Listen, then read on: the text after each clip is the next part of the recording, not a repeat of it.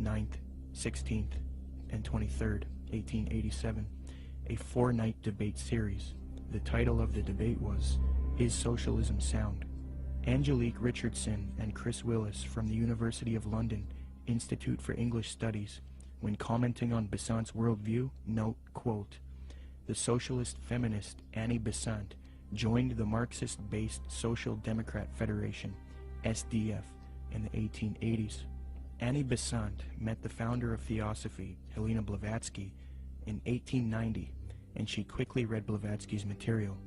Besant recorded her first acquaintance with Blavatsky. She wrote, quote, "I was standing with my hand in her firm grip and looking for the first time in this life straight into the eyes of HPB. We rose to go, and for a moment veil lifted, and two brilliant, piercing eyes met mine, and with a yearning throb in the voice, 'Oh, my dear Mrs. Besant, if you would only come with us.' I said a commonplace, polite goodbye, and turned away with some inanely courteous and evasive remark. 'Child,' she said to me long afterwards, 'your pride is terrible. You are as proud as Lucifer himself.'" Besant would get involved with the secret society known as Freemasonry.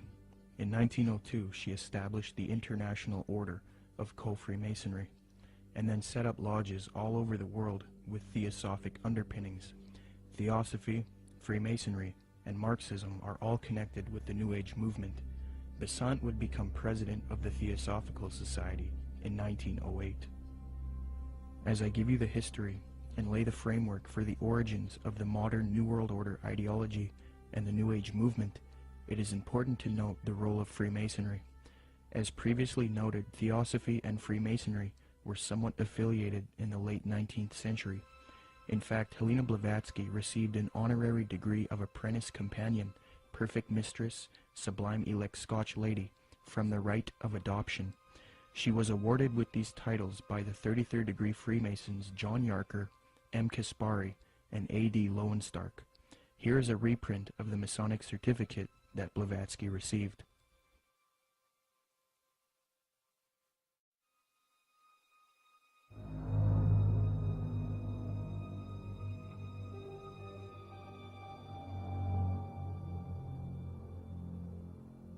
There are many different views on the origins of Freemasonry.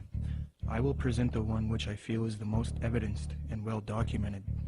Modern speculative Freemasonry wasn't officially established until 1717 in London with the founding of the First Grand Lodge.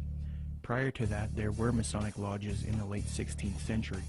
You first have operative Masonry involving those who would work with stone and who were part of a stone guild that built cathedrals and buildings in the Middle Ages.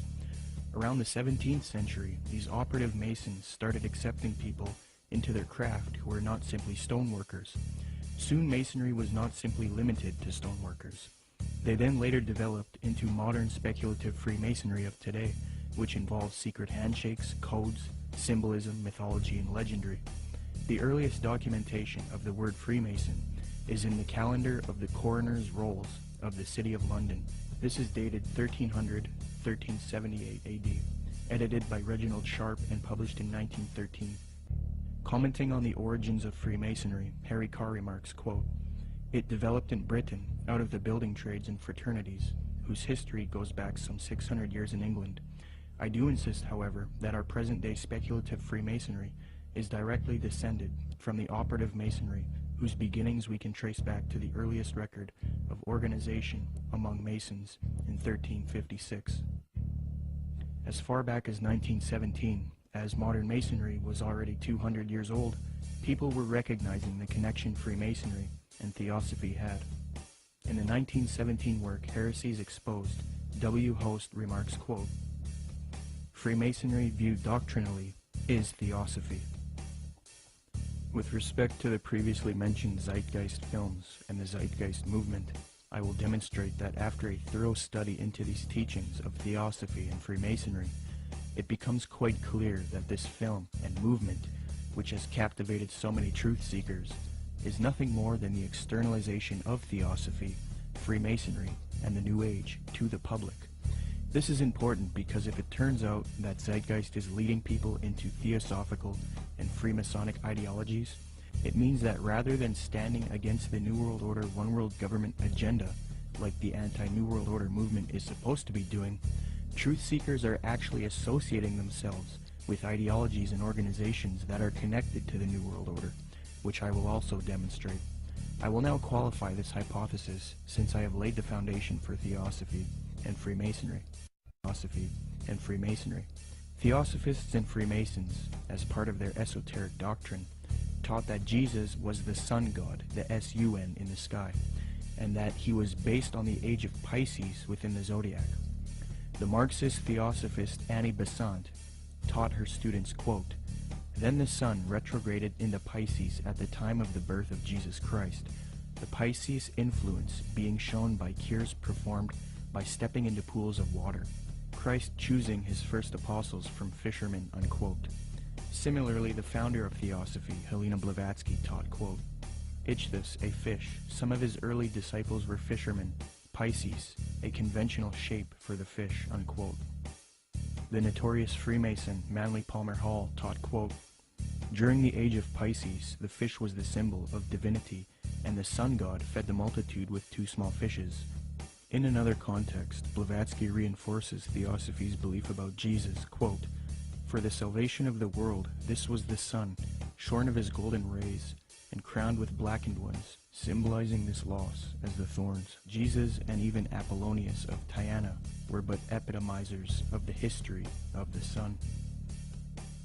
These doctrines are very sacred to Theosophists and Freemasons. The first section of the first film, Zeitgeist, externalizes these same Theosophic and Freemasonic beliefs, fringe views that historians and scholars dismiss. Zeitgeist repeats, quote, "Jesus is the Son of God. Now Jesus is the figure who ushers in the age following Aries, the age of Pisces," unquote.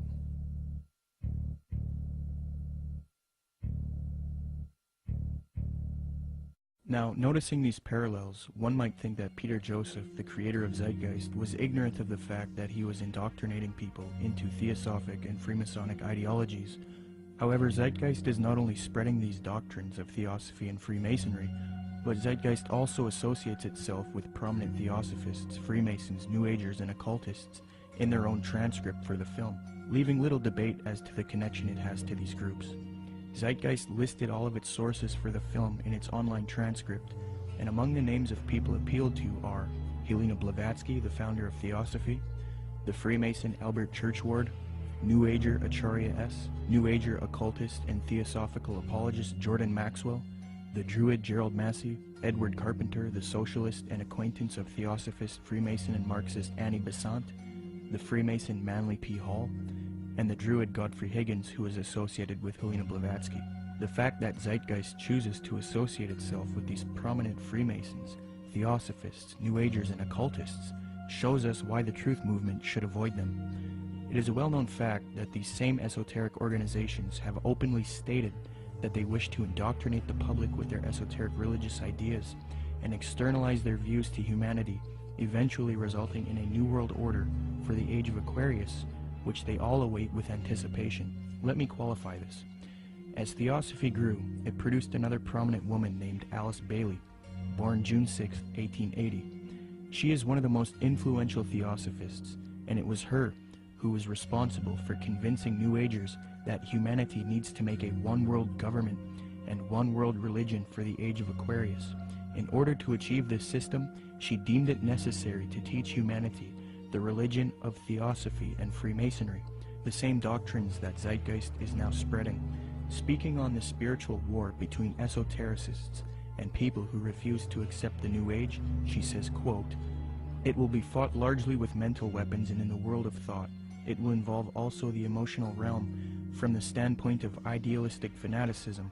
This inherent fanaticism will fight against the appearance of the coming world religion and the spread of esotericism.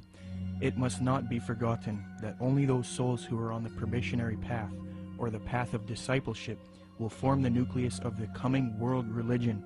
There is no question, therefore, that the work to be done in familiarizing the general public with the nature of the mysteries is of paramount importance at this time.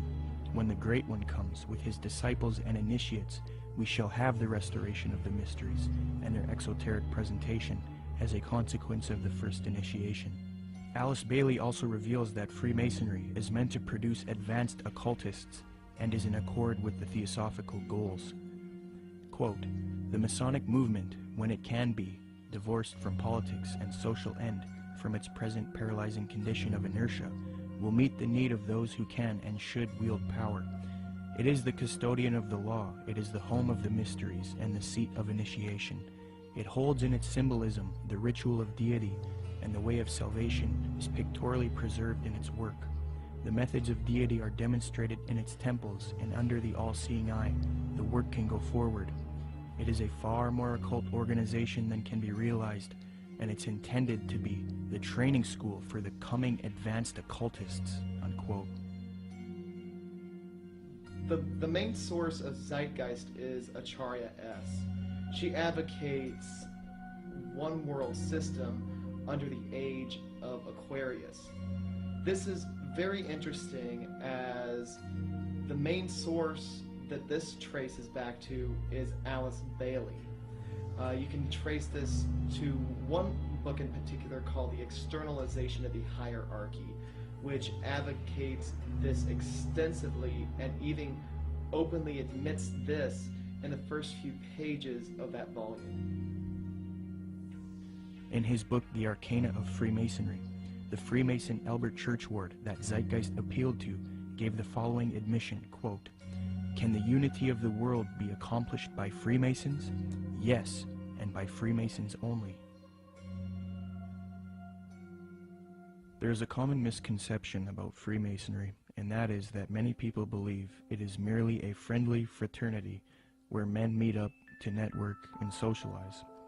This is partially true, but there are elements of Freemasonry that are not so innocent. The Freemasonic Society was infiltrated in the late 18th century by an organization called the Order of the Illuminati. There's a lot of fictional, embellished information about the Illuminati, but if you sift through all of the data, there are some very important key facts.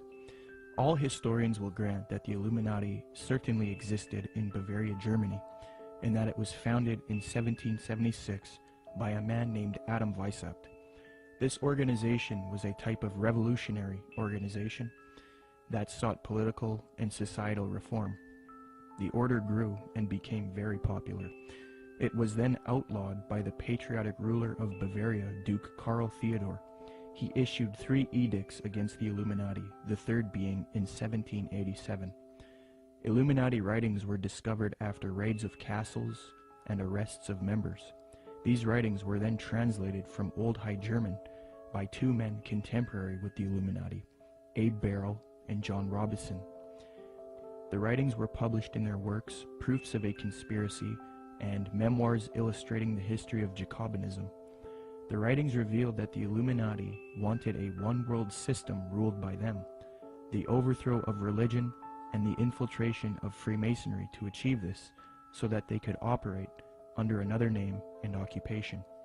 The founder of this order, Adam Weishaupt, stated, quote, "Do you realize sufficiently what it means to rule in a secret society, not only over lesser or more important of the populace, but over the best of men, over men of all ranks, nations, and religions, to rule without external force, to unite them indissolubly, to breathe one spirit and soul into them, men distributed over all parts of the world."